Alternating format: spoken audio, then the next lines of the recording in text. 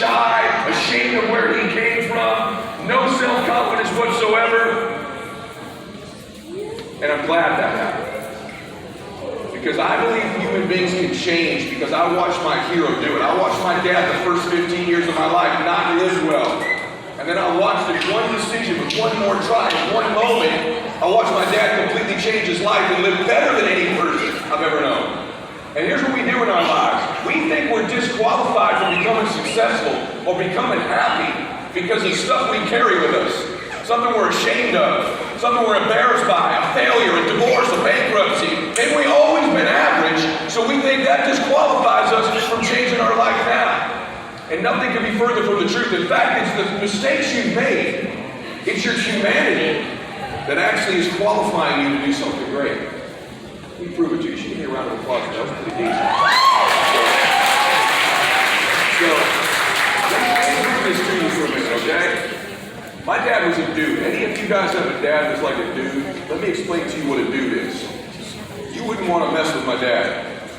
Especially if my dad had about 8 or 9 Beefeaters gins in him and like 4 beers. So I watched my old man, by the way, I watched my old man get in a fight at a Padres game. At the old stadium, where they used to play down here, like I'm 100 years old. Jack something stadium, what was it called? Jack Murphy, I'm right. I watched my dad beat a dude's ass at Jack Murphy Stadium. True story. I watched my dad get in a fight at a baseball game. I watched my dad get in a fight on the side of the freeway, side of the road. Heck, I watched my dad get in a fight after church one Sunday. We're coming out of St. Dennis Catholic Church in Diamond Bar, California. My dad drunk as a skunk at 8 a.m. Catholic service. Rolled up to that service that day. My dad had a Datsun D210 hatchback. You gotta be old to know what that is. That dude in the front row knows what I'm talking about. Right there, with the hat on. My dad had an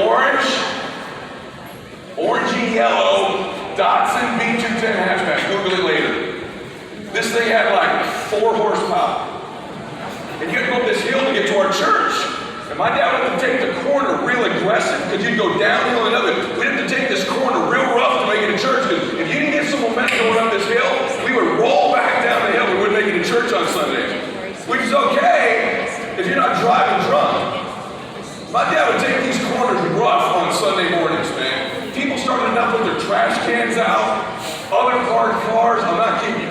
This Sunday we're making to church. This relates to business. I'm gonna get there. We get to church that Sunday in the parking lot. There was 2 tiers, a bottom and a top parking lot. We parked at the top because we didn't know we were gonna make it back up the hill. So we go to church, great service, Father hot off. What was the dude's name? We come out of church, we get the donut line. And I get some donuts, my sisters get some donuts. I watch my dad kind of talking like close to a dude.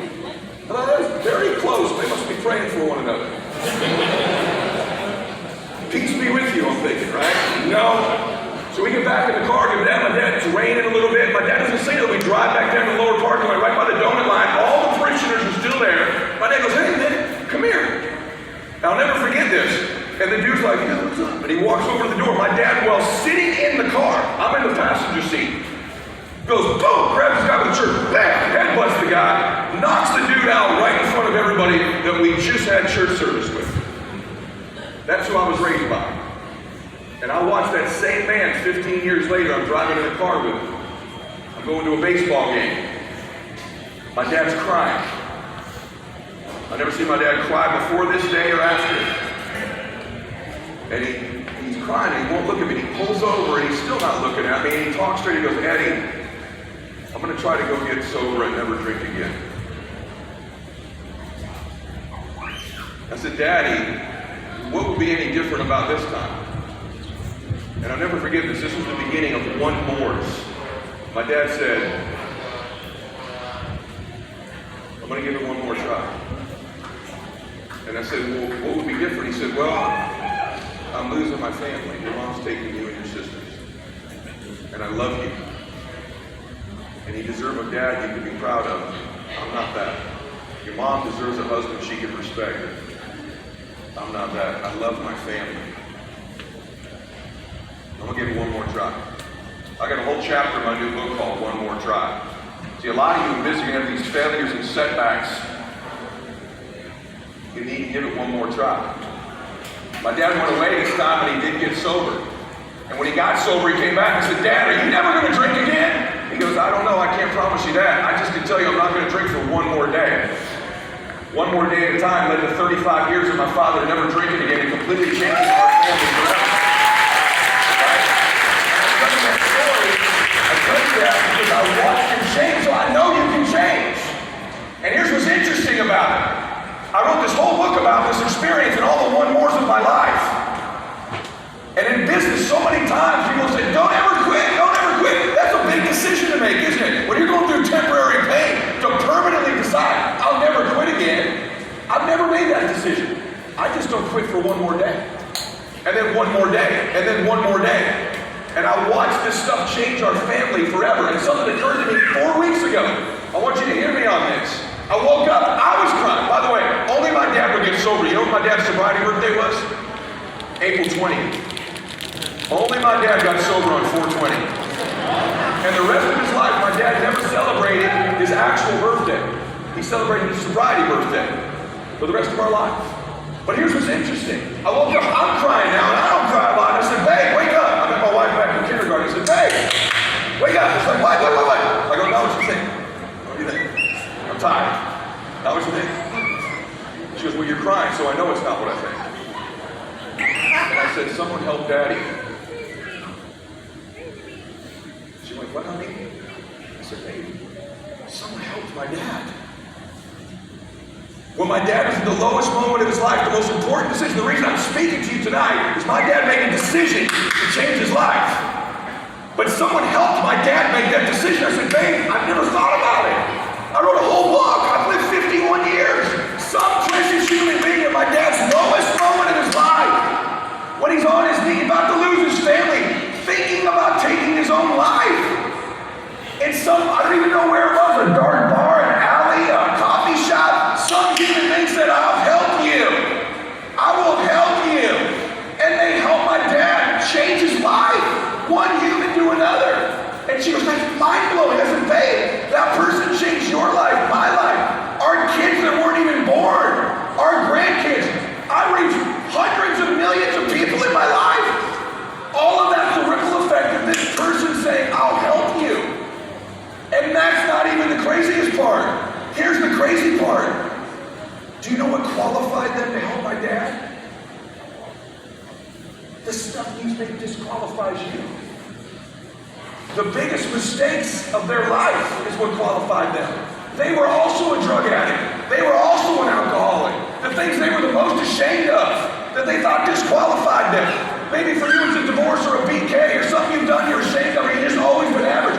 These are the things we start telling ourselves.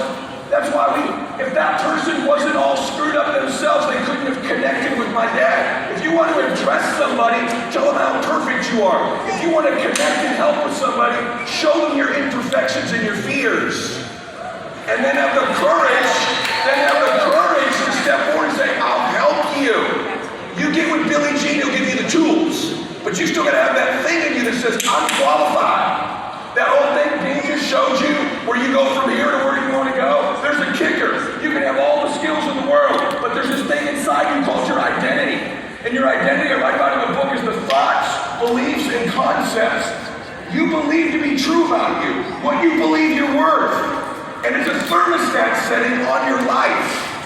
It regulates your life, man. It's not the external. If we were in a room and it was 100 degrees and I had the thermostat at 75, it kicks the air conditioner on and cools that room back to 75 degrees. That's your worth. That's your identity. That's these thoughts you have about you. So here's what starts to happen for so many people. They start to get success of 80, 90, 100, 120 degrees, but they still think they're a 75-degreer. And they unconsciously, over time, turn the air conditioner on in their life and get it right back to what they think they're worth. It might take a year or 2, 3 or 4 years. It'll seem coincidental. The market changed. Man, this person screwed me over. You don't understand, my car broke down. No, it's not coincidental. You turn the air conditioners on. The key thing is that you're acquiring all these skills with Billy Jean, that you also invest the time to work on what you believe you're worth and the thoughts you have about yourself. Everybody with me on that say yes. Man, I'm right. I'm right. And let me tell you something. That same dad, I'll give you an example with me, and then I'll tell you about my son and my dad. I'm a little dude. And I have no self-confidence. When your dad's a drinker, you're embarrassed. No friends will come over your house, they can hear him yelling. You don't want to go to a restaurant because there's going to be a scene. You just think you're worthless. I come from a dysfunctional, neglectful family. Listen to me. I had a friend last week go, gosh, it's amazing what you've accomplished, Eddie, coming from that kind of dysfunction and alcoholism. She goes, and me too, because I come from a divorced family, and so there was that neglect. And she goes, and then there's families that just don't love their kids. That's neglect. And I don't neglect my kids, and neither do you. And I said, you know, I love you. Can I be honest with you? I've known her 30 years. I said, I think you do neglect your kids. She said, what are you talking about? I said, babe, can I be straight with you? The most insidious form of child neglect in the world is the parent of a child who's not pursuing their dreams and their potential. You're neglecting your children. You're installing in them the belief that it's okay to settle. Hey, baby, you can be whatever you want, sweetheart. Why aren't you, mama? See, with our kids and in leadership and everywhere in our lives, most of the great lessons are caught, not taught. They're